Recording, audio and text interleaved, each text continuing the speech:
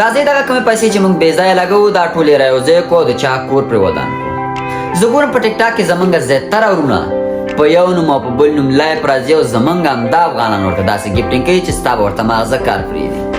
هغه ځکه چې هغه انسانان چې کوم لایف راځي داسې یو قسمه احساساتي خبرې کوي داسې یو قسمه احساساتي خبرې کوي. هغه څوک چې دلته لایف ته ناست دي او د ده لایف تعقیبوي یا دا په هغه ټیم کې ګوري هغه هم په احساساتو کې راشي او دلته چې هر څه په زړه هغه دلته وروړي. نو کوشش کوئ په دغه وخت کې تاسې خپل احساسات کنټرول کړئ د چا په خبرو ونه غولېږئ. ګوره هغه کوم کسان دي هغه کسان دي چې د انسان نه غلطه پیدا اوچتوي. هغه ځکه هغه دا قسمه خبرې کوي دا قسمه خبرې کوي چې تا مجبور کړي دي ته چې ته ماته ګفټینګ وکړي. نو د چا په خوږو خبرو مه غولېږئ. زه زیاتره ځینې وروڼه ګورم کله ووایي چې ته ورته ګفټینګ وکړې 100-200 ګفټینګ ورته وکړې او جار او قربان او جګر یې که نه او شعر یې او زړګی مې یو دغه یو بس ته مجبور شي یو 2 دقیقې د صفتو کې ته مجبور شي زر ورته نور ورولې. نو پلیز د دغه شي نه ډډه وکړئ او د چا په خوږو خبرو مه غولېږئ. زه په دغه لنډ وخت کې درته به کیسه وکړم. زه ګورم دا بېګا مې وکتل توبه خدای بېګا مې وکتل ځینې کسان لایف ناست هغه یو ورته وایي چې وګوره که نه د افغانانو زور ودې کته افغانان زنده باد افغانان ښکته افغانان پورته په لایف کې چې څومره افغانانو شروع یې ورته وکړه. د یو افغان په نوم په اخیستلو یې هغه سړي ته دومره یو هغه ګفټینګ وکړه دومره ګفټینګ یعنې ګفټینګ څه مثال دومره پیسې ورته ولېږلې چې دا پیسې د ده لېږل هلته عادلانه پرېکړه نه وه.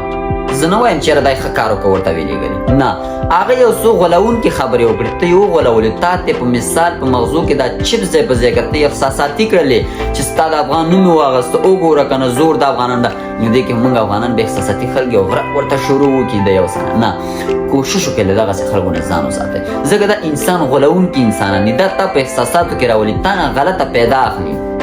ستا دغه پیسې دا ته چې هغه ته ورلېږې ګفټ وکړه او دا وکړه او هغه وکړه ته خپل صفت ته خوشحالېږې 2 دقیقې د صفت وکړې یا ته دې ته خوشحالېږې چې اوف وګوره هغه موږ یاتي وګوره موږ ته نه کوشش کوئ دغه پیسې راټولې کوئ په خپل منځ کې سره یو ځای شي دغه پیسې خوار ولس غریب مستحق کسانو ته ولېږئ. ګوره په وطن کې کونډې رنډې یتیمان ډېر داسې خلک شته دی چې هغه یې بېګا ته د خوړلو څه لري نه هغه یې بېګا ته یو ډوډۍ وړن لري هغه یې بېګا ته یو پخلی وریجې نه لري چې پخې کړي او هغه وخوري. نو دغه پیسې چې تا هلته لېږې څه په درد کوي دغه پیسې چې تا هغې ته لېږې بې ځایه مصرف دی او چې هلته یې ولېږې صدقه جاریه ده الله تعالی هم نه خوشحاله شي په ژوند کې به د لا نورې پیسې راشي ژوند به د نیکمرغه شي. نو کوشش وکړئ په دغه کسانو مه غولېږئ او دغه پیسې چې تاسې هلته لېږئ یو څو نور سره یو ځای شي دغه وطن ته ولېږئ. په وطن کې کونډې رنډې یتیمان ډېر څه موږ لرو ډېر سره پاتې دي موږ ته. نو کوشش کوئ هغې خلکو ته یې ولېږئ او الله به مو ورځ هم ښه کړي آخرت به هم ښه شي. نو په درد نه خوري دغې خلکو ته یې لېږئ.